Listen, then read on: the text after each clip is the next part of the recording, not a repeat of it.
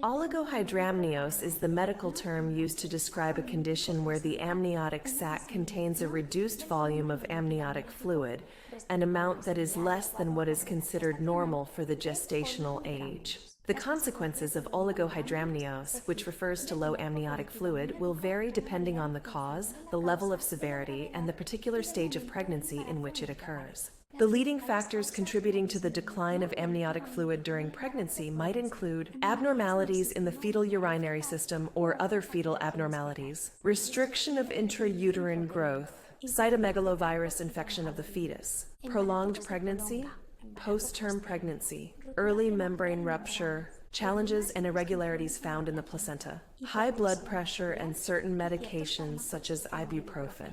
Despite this, the causes of oligohydramnios can sometimes remain unknown. Oligohydramnios is usually asymptomatic, and the woman will not notice any symptoms. Occasionally, a woman might feel fetal movements that are not as active or are fewer than expected. In contrast, if premature rupture of membranes has occurred, the woman will experience a loss of amniotic fluid. It is true that oligohydramnios may be suspected when the uterus is smaller than expected for the gestational age. Nonetheless, the process of diagnosing oligohydramnios involves measuring the amniotic fluid index through ultrasound. The diagnosis is made when the measurement is less than 5 centimeters, which leads the specialist to request a series of tests from the pregnant woman to try to determine the causes. Following the diagnosis of oligohydramnios, regular ultrasound examinations will be scheduled to closely monitor both the baby's growth and the amniotic fluid index, along with additional tests to evaluate the baby's heart rate. However, it will be important to address and manage the cause that is producing it if it is known. Additionally, it may be recommended that the pregnant woman rest and increase her fluid intake. On the other hand, the specialist will also assess the best time for delivery based on the specific situation.